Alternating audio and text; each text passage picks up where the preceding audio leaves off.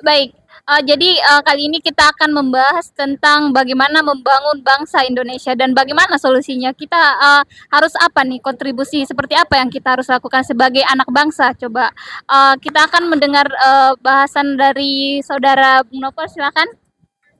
Ya, baik. Terima kasih Yunda Asmi yang sudah memberikan kesempatan. Jadi, kalau kita hari ini bicara tentang membangun bangsa Indonesia, tentu jawabannya adalah kita sudah melakukan itu. Ya kan? Itu kita bicara dalam konteks sejarah Indonesia tentunya. Awal-awal ini kan tidak ada namanya Indonesia, ya kan? Yang ada namanya Hindia Belanda, ya kan? Tapi karena adanya semangat perjuangan, ya kan, bagaimana bangsa Indonesia punya perasaan senasib, sehidup, serasa yang sama, maka kemudian melawan penjajah, bangsa imperium, Belanda, Jepang, dan lain-lain, yang kemudian ya itu dilihat daripada uh, tahun 45 yang ditandai dengan proklamasi kemerdekaan, ya kan, 17 Agustus 1945.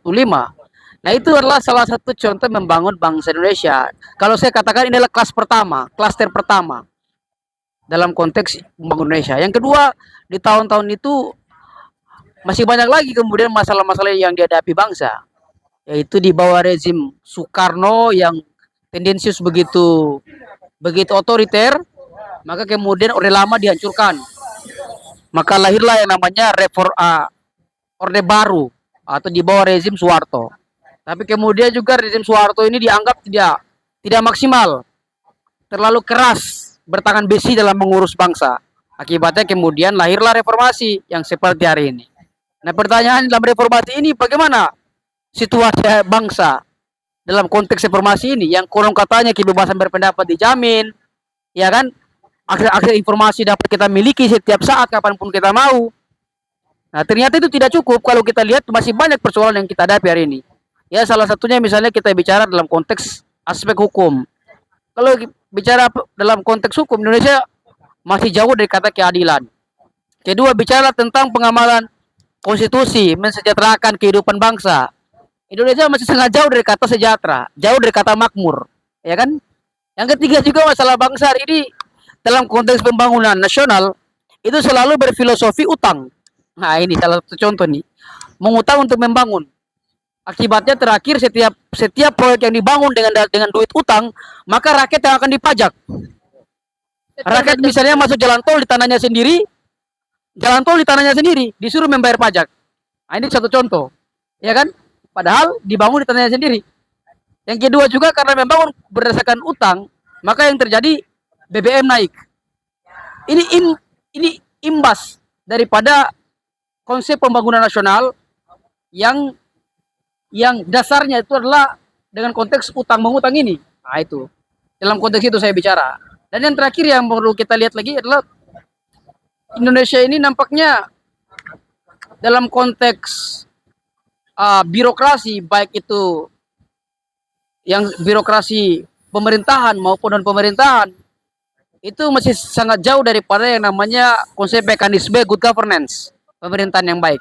Inilah yang kemudian menciptakan banyaknya kejahatan-kejahatan kera putih atau kejahatan-kejahatan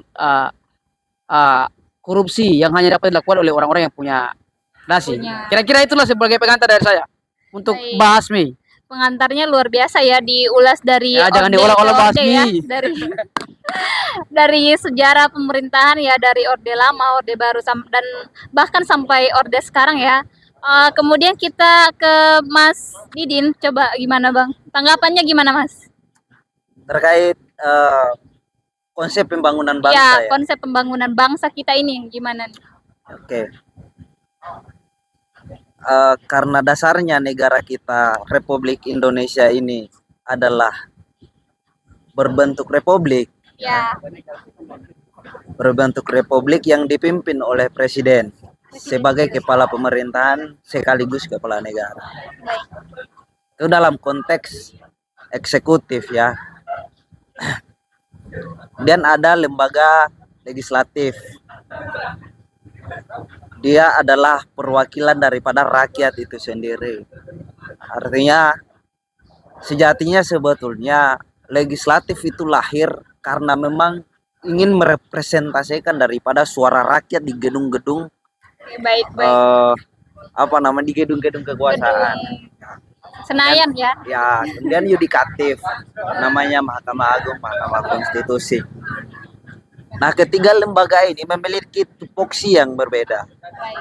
Tapi dalam nawacita bangsa kita itu satu titik klimaksnya. Dalam Pancasila, keadilan sosial di poin kelima itu adalah poinnya.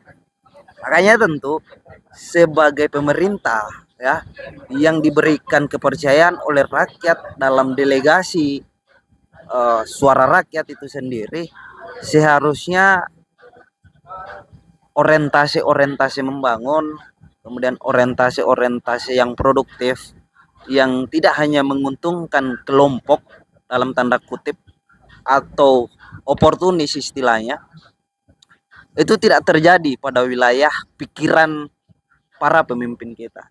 Tapi kenyataannya hari ini adalah kebanyakan dari pejabat-pejabat kita itu hedonnya minta ampun. Ya. Mungkin tidak kelihatan sama pejabatnya, tapi turunannya. Lagi banyak yang viral ya, Bang? Ya, karena lagi banyak yang viral. Jadi penyusunan lembaga LHKPN, ya itu disusun itu rangkanya.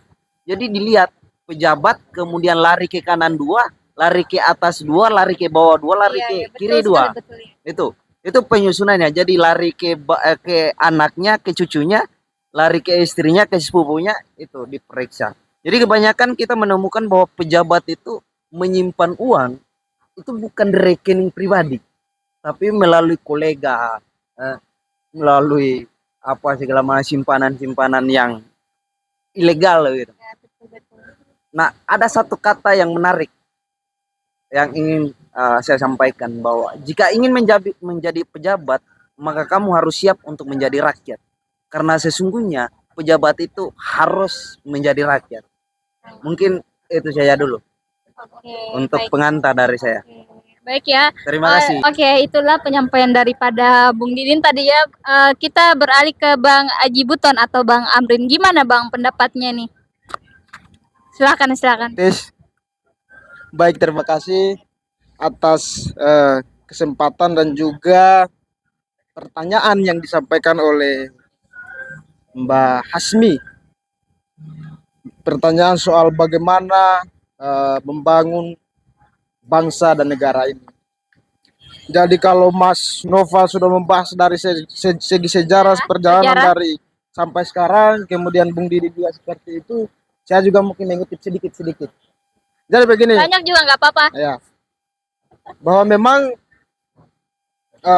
pada awal kemerdekaan bangsa kita ini, negara Indonesia ini adalah salah satu tujuan dan pada cita-citanya adalah bagaimana mencapai kemerdekaan, mendapatkan kesejahteraan dan distribusi keadilan bisa berjalan sebagaimana mestinya. Makanya para the founding fathers atau para bapak bangsa, dalam hal ini para tokoh-tokoh yang memperjuangkan bagaimana kemerdekaan Indonesia pada saat itu, yang berawal dari 1928, yang diprakarsai oleh organisasi yang namanya Budi Utomo, sehingga berlangsung sampai puncaknya itu di 1945 mencapai kemerdekaan. Bahwa para pemimpin bangsa ini, tokoh-tokoh bangsa ini sudah memikirkan dengan meletakkan dasar yang jelas bahwa dasar negara kita, falsafah hidup bangsa Indonesia adalah Pancasila, yang telah dituangkan selama selama berbulan-bulan memikirkan konsep dasar negara kita supaya menjadi acuan dalam menjalankan aktivitas kenegaraan. Artinya kalau kita bicara poin-poin Pancasila semua jelas.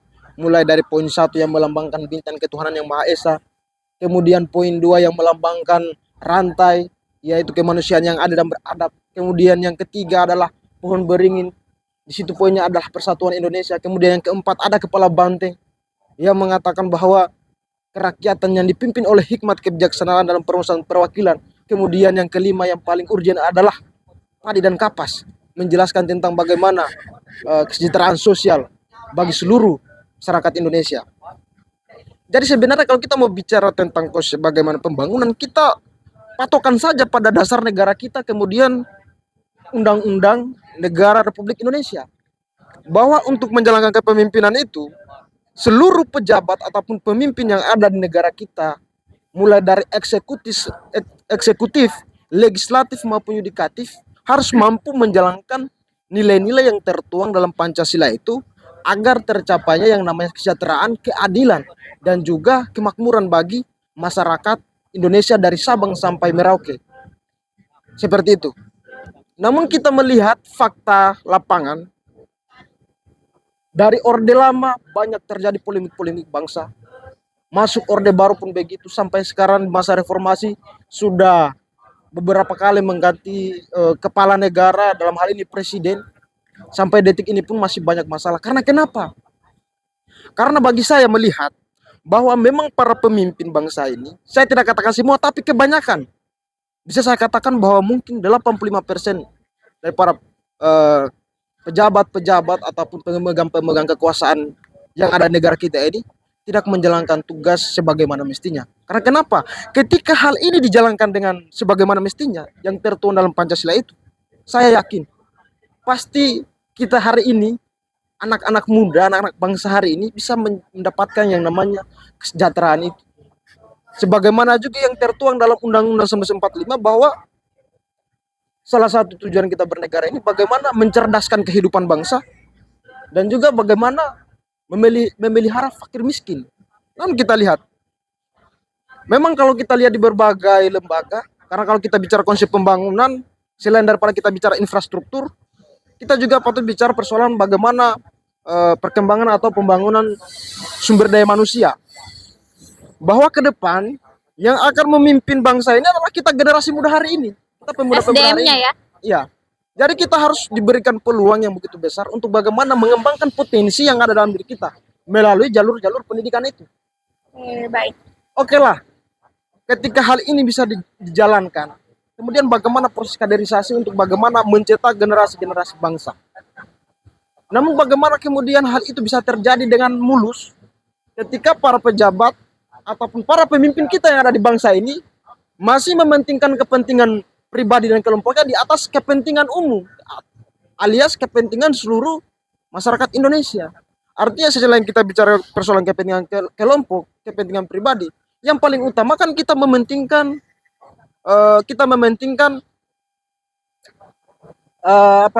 mementingkan semua kebutuhan masyarakat.